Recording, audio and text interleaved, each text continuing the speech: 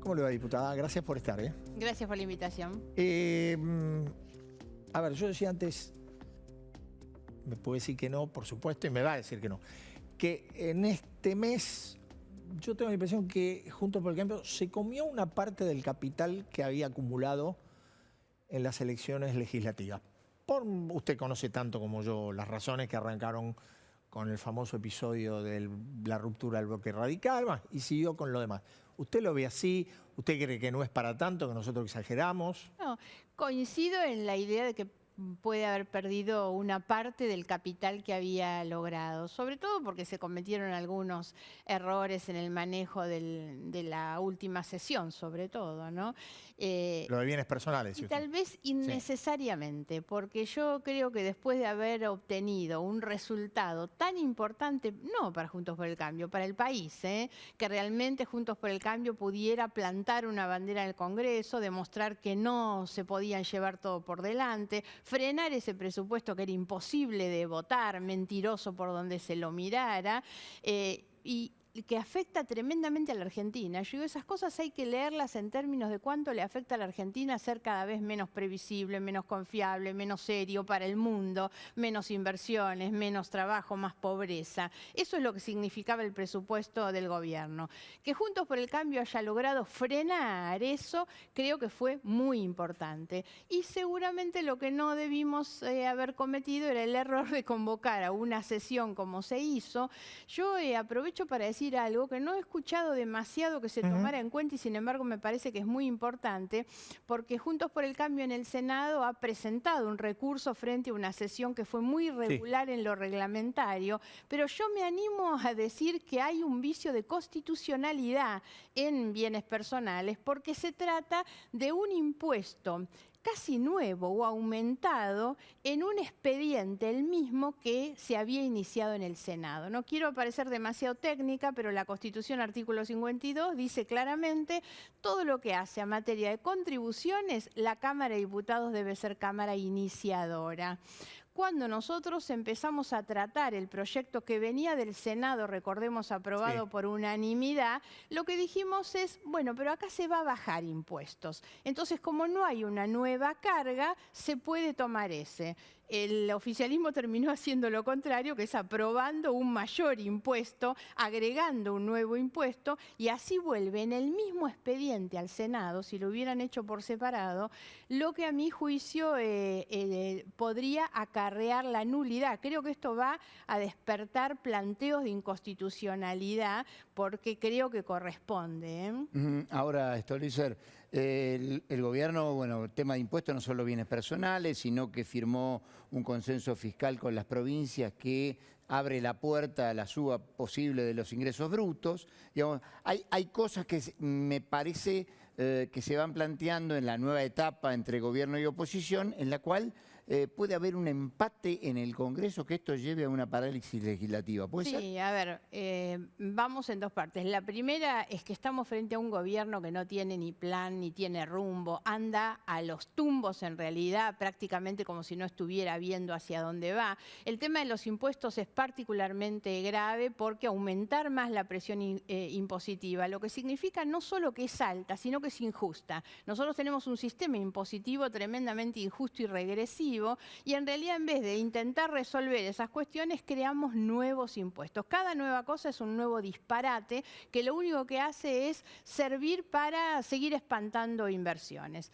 Respecto al otro tema, eso es particularmente complejo también, como dije, por la mirada del mundo hacia la Argentina, entre otras cosas lo que nos hace menos serios y menos previsible, es un Congreso que cuando puede aprueba leyes con la mitad del Congreso. Esto no puede seguir ocurriendo. Esto hace a la debilidad institucional, a la debilidad de todo el sistema institucional, con un Congreso que funciona por mitades. Lo que el oficialismo no se ha dado cuenta hoy es que ya no tiene para poder funcionar como lo hacía antes, reuniendo un número suficiente, y hoy estamos siempre a riesgo de que uno gane y otro pierde. Pensemos en esto, no se puede estar hablando hoy de mayorías circunstanciales Antes se decía mayorías circunstanciales cuando la circunstancia era un periodo. Hoy la circunstancia es si uno se enferma, le da dolor de panza o se va de vacaciones. Eso es lo que hace que la mayoría sea tan circunstancial que con una semana de diferencia uno gana, el oficialismo gana una votación y la oposición gana otra. Creo que hay que reflexionar mucho sobre esto porque la Argentina no resiste más estar aprobando leyes tan importantes con mitad del Congreso, ¿no? Dígame, usted mencionaba recién alguien que puede tener dolor de panza o alguien que puede irse de viaje. ¿Cuál fue su mirada cuando pasó lo que pasó con los 3 diputados de Juntos por el Cambio cuando se perdió la votación por un voto? Sí, sinceramente me parecía que era inentendible. Bueno, nosotros estábamos ahí sentados con la convicción de que íbamos a conseguir los votos. Una cosa es la persona enferma con el COVID, digamos, que no puede ingresar. Lo otro, yo suponía que dentro del interbloque se habían contado bien los números y los asistentes como para decir, si estoy yo forzando una sesión es porque tengo garantía del resultado de esa sesión. Si no, no convoco una sesión si no estoy segura de poder ganarla, sobre todo a la luz del buen resultado que habíamos tenido una semana antes. Entonces, no solamente hay un problema el que se fue de vacaciones, que eso ya va, digamos, en el terreno de la responsabilidad individual, de la ética incluso, sino que lo pongo en términos políticos, como Juntos por el Cambio pierde ese capital que había ganado una semana antes por no hacer bien los cálculos. Va a ir al Congreso seguramente en algún momento un acuerdo posible con el Fondo Monetario Internacional. ¿Qué es lo que esperan desde la oposición de Juntos por el Cambio? Esto que va a presentar el gobierno, que bueno, el pasado mañana va a tener también una, digamos, la búsqueda de una foto de Martín Guzmán con los gobernadores para presentar un apoyo y al Fondo Monetario Internacional a negociar. ¿Cómo están parados en Juntos por el Cambio? Primero es importante, me parece esto, que hay que tratar de no manejarse con las fotografías. El gobierno nos viene acostumbrando a que busca mostrar acuerdos y en realidad lo único que hace es mostrar fotografías. Y creo que no hay que prestarse a esas fotografías que por supuesto son una trampa, una trampera, digamos, para los que caigan ahí adentro. Nosotros cuando nos opusimos al presupuesto mentiroso, trucho que había mandado el gobierno, entre otras cosas dijimos no se puede votar un presupuesto no solo por lo mentiroso de sus indicadores, inflación al 33, cuando todos sabemos que no va a ser menos del 50 o 52, entre otras cosas, sino que también lo que reclamamos es esto tiene que venir en conjunto con el acuerdo con el Fondo Monetario y con ese tan anunciado plan plurianual, de lo que no se sabe absolutamente nada. Entonces es bastante difícil fijar una posición, o sea, Juntos por el Cambio todos hemos dicho un acuerdo con el fondo es necesario. Argentina tiene que ir camino a un acuerdo. Ahora, no tenemos ni idea cuál puede ser el acuerdo. A esto agreguemos las contradicciones dentro del propio gobierno. El ministro de Economía intentando encontrar una posición, digamos, de acuerdo. Máximo Kirchner hace actos con los carteles atrás que dicen no al Fondo Monetario. Entonces, primero pónganse de acuerdo a ver qué cosa es lo que después van a proponer a la oposición y al Congreso para que podamos discutir seriamente. Y me parece también, aprovecho, porque creo que hay que bajar a veces esta discusión a los temas concretos y de la calle, ¿no? Yo venía recién y todos sabemos que el problema de hoy, de todo el día, es el problema de los cortes de luz. Sobre todo porque esto afecta de manera inhumana a miles de personas que llevan días sin luz. ¿Qué es lo que está pasando con esto? Esta es la demostración del fracaso del gobierno, particularmente del gobierno de Cristina Fernández, que es la que retuvo un secretario de Energía para que Guzmán no lo sacara, los que llevan adelante una política demagógica, porque yo defiendo que el Estado tiene que estar presente, pero no para hacer demagogia y aplastar las tarifas para disimular la inflación que no pueden detener. El Estado se necesita primero para que no haya inflación, después para que las tarifas sean adecuadas a lo que la gente puede pagar y tercero que haya un buen servicio. Hoy el problema de la falta de luz tiene dos caras seguramente. La primera es que el gobierno, para que no tenga un aumento del IPC, termina aplastando artificialmente las tarifas y entonces deja sin fondos y sin capital a las empresas o por lo menos sin incentivos para la inversión. Yo me inclino por esa posibilidad. La otra que es que si el gobierno considera que las empresas tienen capital, lo que tiene que hacer es controlarlas. Y eso es lo que no ha habido. En cualquiera de los dos casos hay una responsabilidad del Estado. Entonces, la discusión del pacto fiscal, del acuerdo con el fondo, del plan plurianual, también tiene que poner claridad a esto, porque la falta de un Estado que garantice tarifas adecuadas y buen servicio de calidad, lo termina pagando la gente que necesita luz y no tiene, ¿no?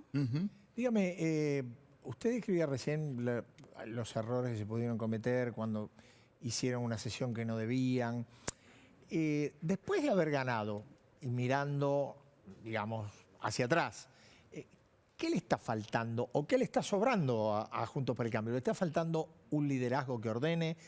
¿Hay demasiados aspirantes a liderar? ¿Hay demasiados dirigentes pensando ya no en este año, sino en el año que viene? ¿Qué es lo que está faltando? Porque a veces lo que da la impresión es esto, ¿no? Que hay muchos bloques y hay falta de articulación o falta de conducción. Lo que falta es un acuerdo político y programático.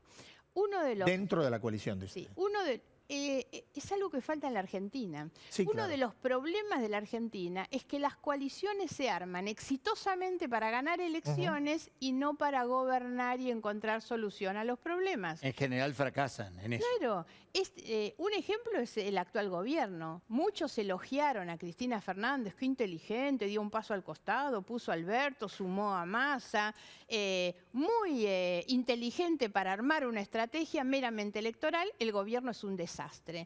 Juntos por el Cambio tiene que demostrar un elemento diferenciador que justamente apoyarse no solamente en un objetivo electoral, a ver si ganamos elecciones, entonces amontonemos. La verdad es que le falta un debate programático para qué queremos gobernar, un buen diagnóstico de los problemas de la Argentina y cómo se resuelven esos problemas. Ahora, Margarita, usted tiene una larga experiencia. La pregunta es, ¿ese acuerdo programático se logra antes o después de tener un liderazgo de lo que hablaba Eduardo? En términos de tener un liderazgo que conduzca ese acuerdo programático de alguna forma dentro de lo que es la oposición. Los liderazgos deben interpretar y ejecutar los acuerdos. Cuando yo hablo del acuerdo, es un acuerdo de gobierno, de gobernabilidad para el 2023, pero también estas crisis que tuvimos días pasados se deben a que no hubo un buen acuerdo programático sobre qué estábamos votando, para qué lo estábamos votando, no hubo una buena articulación interbloques. Esto tiene que ver con las disputas internas que hay, la cantidad de bloques, la falta de diálogo en el medio. Bueno, hay que ir resolviendo esas cuestiones, hay que ordenarlo. No, la verdad es que no dramatizo la situación, me parece que hay algunas cosas que son propias, digamos, de esta primera etapa. Hay que tratar de no dramatizar y sí ordenarnos a los fines del funcionamiento del Congreso y de llegar a un buen acuerdo para gobernar en el 23. ¿Y el plan programático está sobre la mesa? ¿Empezó a encarrilarse algo? No, y eso creo que es lo que nos falta justamente. Tenemos 2 años de tiempo, o un poco menos, en el cual hay que salir a juntar votos y voluntades, pero también hay que encontrar la solución a los problemas. Yo mencionaba recién con el tema de las tarifas, un problema estructural gravísimo que condiciona muchas otras cosas en la Argentina es la inflación. La verdad es que no se puede llegar a un gobierno sin poder tener un buen diagnóstico de por qué nos pasan las cosas y cómo se resuelven. El tema de las tarifas, el tema de los subsidios, y así como eso hay una agenda importante, porque lo que tienen que tener los liderazgos, ejemplaridad a raíz de lo que hablábamos hoy, y una buena agenda de prioridades también. Y hay que poder resolver los problemas y explicárselo a la gente. Y también creo que hay que hacer una gran convocatoria fuerte, ciudadana, que la gente se sienta parte de un proyecto para cambiar moralmente la Argentina. No es simplemente una cuestión técnica. Hablando de Morales, no de Morales Gerardo, sino de la moral.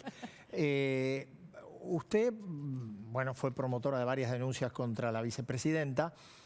Me gustaría su mirada sobre lo que ha ocurrido en el 2021, que fueron varios episodios, pero también una mirada sobre lo que le viene ocurriendo al expresidente Macri y el tema del espionaje. A ver, primero yo rechazo desde hace mucho tiempo el uso y el abuso de la teoría del lawfare para ser aplicado en la Argentina. El lawfare es un instituto extraordinario en el marco del derecho internacional de los derechos humanos que caprichosamente se pretende traer acá como para decir en realidad no había ninguna causa para que me investiguen y lo que hay es persecución política. En la Argentina no hay persecución política, en la Argentina lo que hay es que se cometieron delitos que están siendo investigados y que los responsables deben pagar por esos delitos. A los fines de lo que hablaba antes también, que es la credibilidad de la Argentina en el mundo, la previsibilidad, no va a haber inversiones en un país donde no haya justicia independiente. Por eso este es otro de los temas que deben ser prioridad en la agenda de la política, que es garantizar una justicia con funcionamiento independiente, además de una justicia que debe ser ágil, dinámica, efectiva, creíble, transparente. Hay que tener un buen diagnóstico y hay que llevar adelante una reforma, pero no la reforma de Cristina Fernández para la impunidad, sino cómo hacemos de nuestro sistema de justicia realmente una garantía para cualquiera que va a reclamar por sus derechos, ¿no? Respecto a todo lo que ha pasado en este tiempo, yo me quedo con el final, por supuesto, porque si miro lo que fue el escandaloso fallo del Tribunal Oral Federal que dictaminó el sobreseimiento de Cristina Fernández y de toda una cantidad de procesados, un escándalo político y jurídico, Otesuri y los sauces, es gravísimo. Esa causa tramitó durante muchos años con varios fiscales, jueces, camaristas que fueron actuando y que todos llegaron a la convicción que había que procesar a esas personas por un conjunto de delitos que se habían cometido y que estaban recontraprobados. El Tribunal Federal, en lugar de abrir eso a lo que se llama el juicio oral y público, y esto es así porque justamente lo que se hace es que se abren todas las pruebas, se ponen sobre la mesa. ¿Qué iba a ocurrir? Las pruebas son tantas y tan contundentes que toda la Argentina se iba a enterar de lo que había dentro de esas famosas cajas en un cuartito en Retiro, y entonces la condena era inexorable, porque el día que viéramos de qué manera la jefa del Estado tenía negocios particulares con los empresarios contratistas del Estado, fíjense que no hay muchos casos de una cosa tan burda. La jefa o el jefe, el matrimonio Kirchner, concede negocios millonarios a estas empresas de Lázaro Báez, Cristóbal López de Sousa, y ellos depositan sumas millonarias en las cuentas de la familia Kirchner. No hay tantos casos de esa devolución de la dádiva.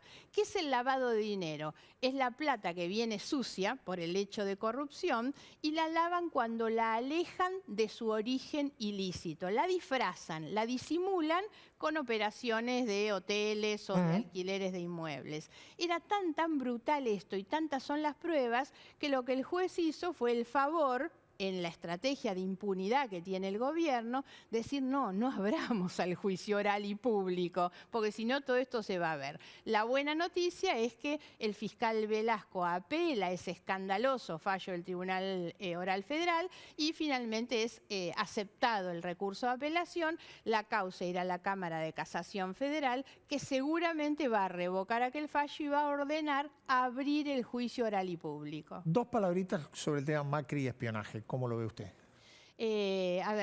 Siempre hago la distinción entre las causas que conozco bien internamente, está claro, como son estas, y las que conozco a través de los medios de comunicación. Yo creo que lamentablemente con Macri vamos viendo recurrentemente esta costumbre de andar espiando, lamentablemente, y yo lo lamento por Vidal como por Santilli, que fueron víctimas de estos actos de espionaje, pero lo cierto es que estas cosas existen. Y esto es haberle dejado una herramienta al gobierno que está haciendo hoy uso y abuso del episodio que se conoce, digamos, a partir del ministro de Trabajo, que es sinceramente un escándalo. Yo vengo planteando desde hace muchos años y en solitario una posición de fondo, que es que realmente hay que pensar definitivamente qué se hace con los servicios de inteligencia. A mi juicio habría que desmantelarlos porque no sirven más que para hacer operaciones ilegales. Cuando se cambió el nombre de la CIDE a la AFI, lo único que se hizo fue ese maquillaje. No se discutió ni cuál es la información que se maneja, ni quién la maneja, ni el tema de los recursos, que todos sabemos que con su condición de reservados van a parar a cualquier lado, ¿no? Margarita Stolbizer, gracias. Gracias. Muy amable por estar.